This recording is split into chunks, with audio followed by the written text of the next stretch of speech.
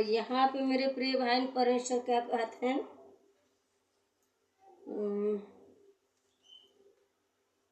परमेश्वर कह रहे हैं पहला कुरिन्थी 14 अध्याय का जो है 6वां वचन में पढ़ूंगी।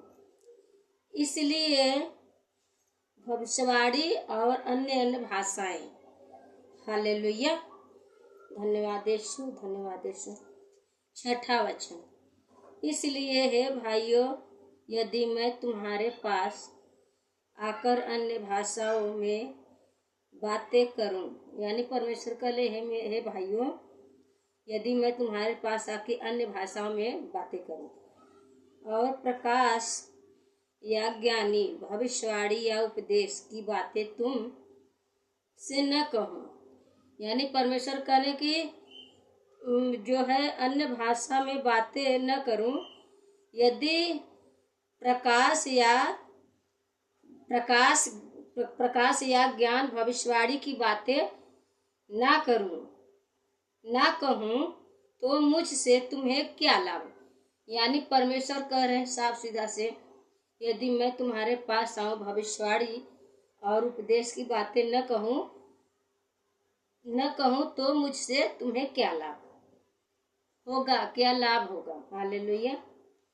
7वां वचन, इसी प्रकार यदि निर्जीव वस्तुएं भी जिनमें ध्वनि निकलती है, परमेश्वर कह रहे हैं इसलिए इसी प्रकार निर्जीव वस्तुएं जो जिनमें ध्वनि निकलती है, जैसे बांसुरी या बीन, उनके स्वरों के भेद नहीं मिलते। जैसे बांसुरी या बीन, इन सब का हमें भेद नहीं मिलता। न भेद न हो तो फूंका बजाया जाता है, कैसे पहचाना जाएगा। यानी कोई म्यूजिक बज रहा है मेरे भाई बहन, उसमें हमें किसी भी चीज का अर्थ न निकल रहा हो, समझ में न आए, तो कैसे पहचाना जाएगी कौन से म्यूजिक बज रहा है। हालेलुया। 8वां वचन, और यदि तुरही का शब्द साफ न हो तो, यदि तुरही का शब्द मेरे प्रिय भाई बहन साफ न हो तो कौन लड़ाई के लिए तैयार होगा। यानी तुरही फूकी जाए, उसका आवाज साफ न हो तो कौन लड़ाई के लिए तैयार होगा, परमेश्वर कह रहे हैं। हालेलुया। 9वां वचन, ऐसे ही तुम भी यदि जीभ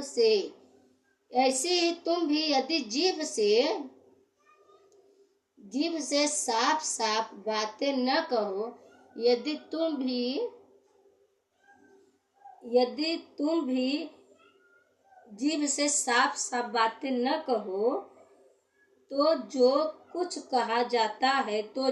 कहा जाता है वह कैसे समझ में आएगा।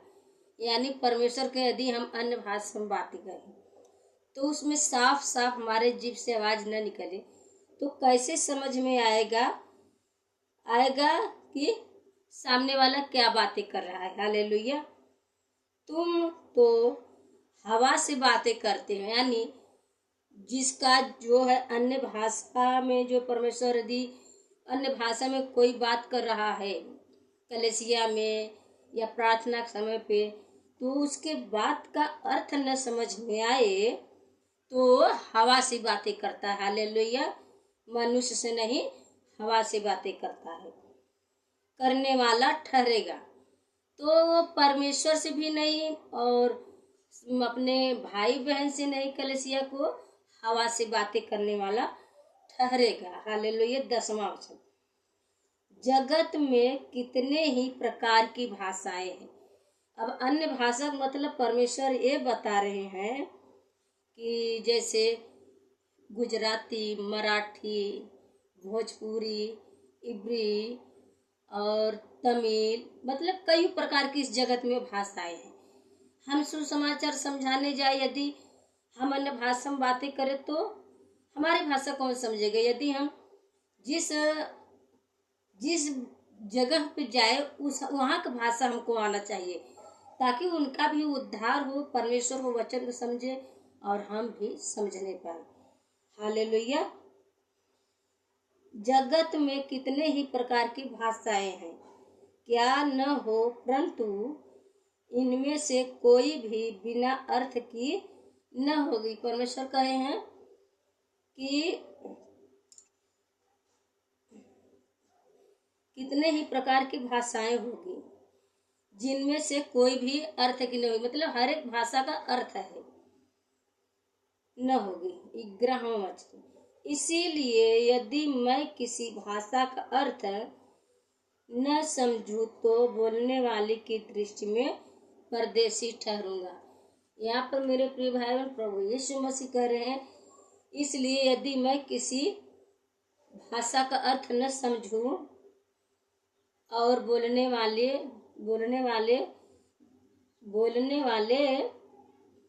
मेरी दृष्टि में परदेशी ठहरेंगे। हालेलुया। क्योंकि मेरे प्रिय भाई बहन, वो मेरा भाषा नहीं समझता है, मैं उसका नहीं समझती।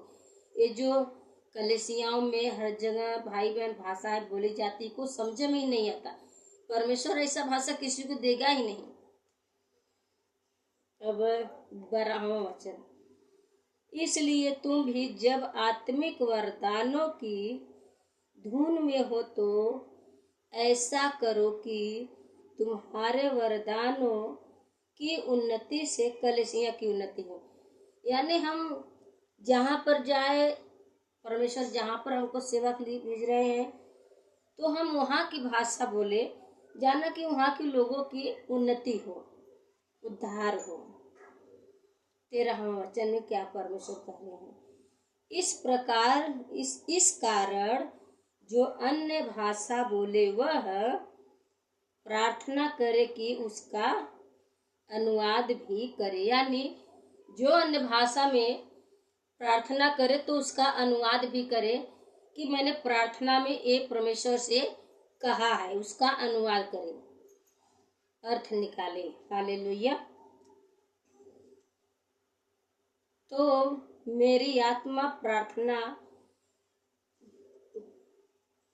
अनुवाद भी कर सके। यानी अन्य भाषा में जो कलीसिया में या हर जगह प्रार्थना करते समय जब अन्य भाषा हम बोले तो उसका अनुवाद करें कि हम किस भाषा में बातें कर रहे हैं, ताकि कलीसिया के लोगों को और भाई बहन का उन्नति हो।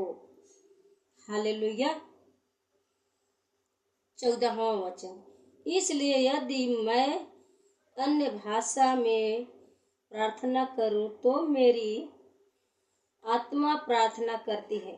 यहाँ पर परमेश्वर एक बात और बता रहे हैं मेरे प्रिय भाई, यदि मैं अन्य भाषा में बात करूं तो मेरी आत्मा प्रार्थना करती है, परंतु मेरी बुद्धि काम नहीं करती। अब देखो कौन सी आत्मा है ये अंत समय में, ये जो दुष्ट आत्माएं हैं, एंटी क्राइस्ट, ये सब, तो मेरे प्रिय भाई बहन, वो बुरे, मतलब जो परमेश्वर की ओर से भाषाएं नहीं है, वो अंदर होके जो है उगलवाती है उस भाषा को। अब बोलने वाले को खुद में समझ में नहीं आता कि मैं क्या बोल रहा हूँ। जब उसको खुद नहीं समझ में आएगी, उसकी बुद्धि काम नहीं करेगी, तो अनुवाद कैसे करेगा, उस भाषा का अनुवाद कैसे करेगा कि मैंने प्रार्थना में ये भाषा का जो है, ये भाषा में मैंने प्रार्थना किया। हालेलुया। 15वां वचन, अतः क्या करना चाहिए, आत्मा से भी प्रार्थना करूं और बुद्धि से भी प्रार्थना करूं। मैं आत्मा से गाऊंगा और बुद्धि से भी गाऊंगा। यहाँ पर परमेश्वर कह रहे हैं हमको ऐसा प्रार्थना करना चाहिए जो हमको और सामने वाला को भी समझ में आए। आत्मा से और बुद्धि से और समझ से भी परमेश्वर की प्रार्थना करना चाहिए। यानी जगत में जैसा भाषा है, परमेश्वर अन्य अन्य भाषाएं हर जगह दिए हैं। हालेलुया।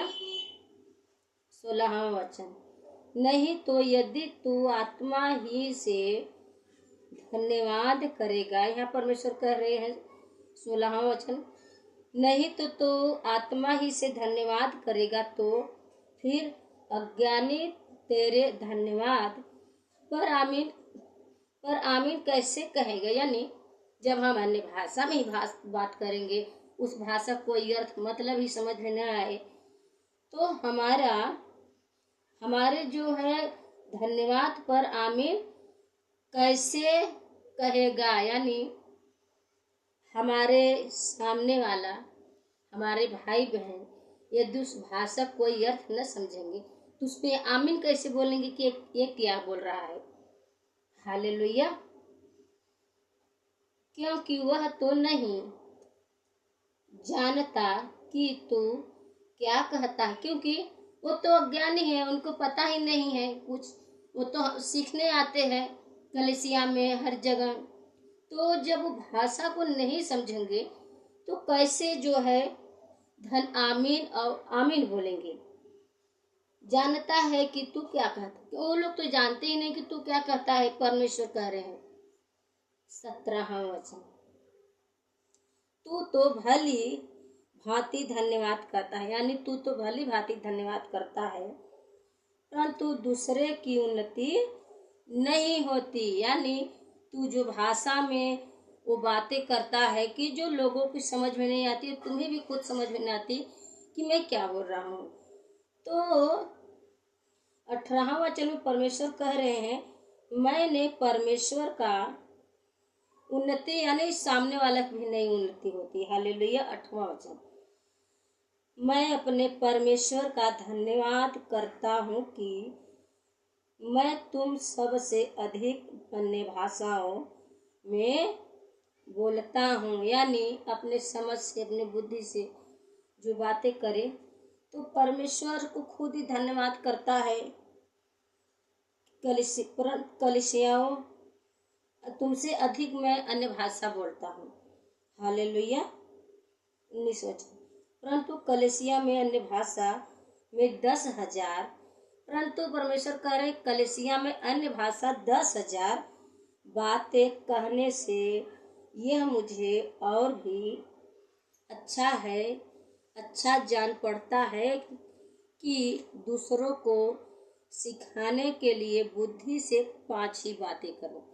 यहाँ पर परमेश्वर बोल रहे हैं कलीसिया में भाषा में जो भाषा समझ में ही न आए तो 10,000 बातें बोलने से क्या फायदा।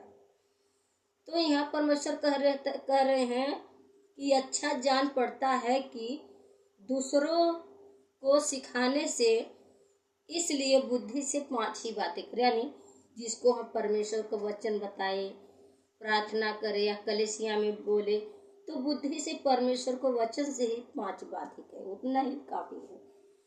हालेलुया। और आगे वीडियो में भी मैंने अन्य भाषा से पूरा डाला है मेरे प्रिय भाई बहन, उस वीडियो को भी जरूर देखें और समझ में आया तो लाइक सब्सक्राइब करें, कमेंट करना ना भूलें।